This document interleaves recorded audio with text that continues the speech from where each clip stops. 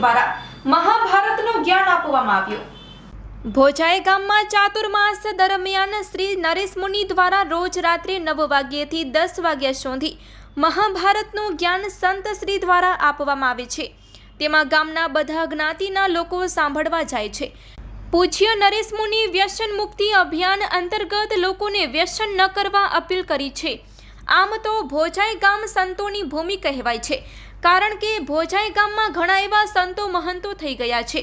ભોજાઈ એક તપોભૂમિ કહેવાય છે। નરેશ મુનિએ બાપ દીકરીની વાત કરી।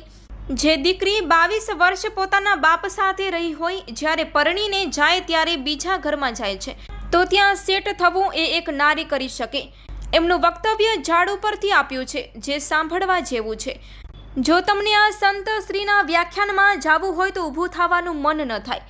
ધન્ય છે આવા સંતોને જે મોબાઈલના જમાનો છે તેમ છતાં તેમની વાણી સાંભળવાની એક મજા જ કંઈક અલગ છે। रिपोर्ट बाय हीरालाल संघार, काछुकर टीवी न्यूज़। एक प्यारा सवाल किया। एक बेटी ने अपने पिता से प्यारा सा सवाल किया कि पप्पा, ये आंगन में जो पेड़ है उसे पीछे वाले बगीचे में लगा दे तो। દીકરીએ પોતાના પપ્પાને સવાલ કર્યો અને કીધું કે આપણા ઘરના આંગણામાં એક પેડ મતલબ કે ઝાડ છે। એ ઝાડને, એ પેડને આપણો જે પાછળના ભાગમાં બગીચો છે ત્યાં આપણે રોપીએ તો। पिता असमंजस से और बोले, असमंजस એટલે અઢળ। પિતાજી વિચારમાં પડી ગયા અને વિચારમાં પડ્યા પછી બોલ્યા, કીધું, बेटी, ये 4 साल पुराना पेड़ है।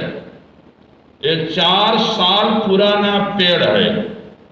अपना घरना आंगणामां जे झाड़ छे ए 4 साल एटले 4 वर्ष जूनू छे। नई जगह, नई मिट्टी में ढल पाना मुश्किल होगा। नई जगह, नई मिट्टी में ढल जाना मुश्किल होगा।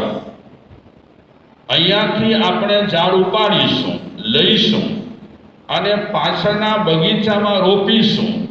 ત્યાં નવી જગ્યા હશે અને અલગ માટી હશે, તો નવી જગ્યા અને અલગ માટીમાં આ ઝાડને ઉછેરવામાં મુશ્કેલી પડશે।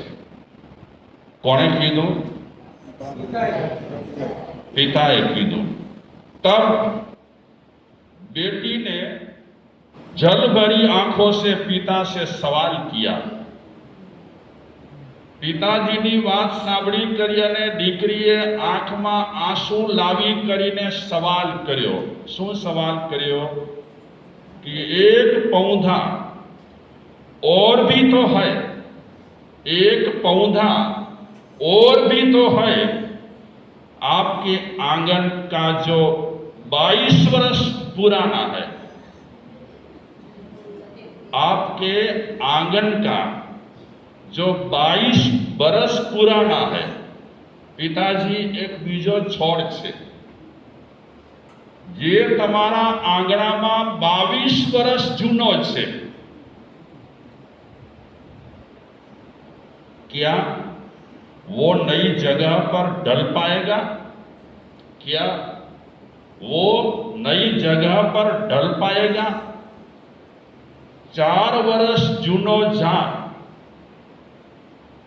एने जो उछेरवामां मुश्केली पड़ती होय तो 22 वर्ष जूनो झाड़ छे ए बीजे ठेकाणे तमे रोपशो त्यारे उगशे, ढल पाएगा, ढल पाएगा मतलब हाँ?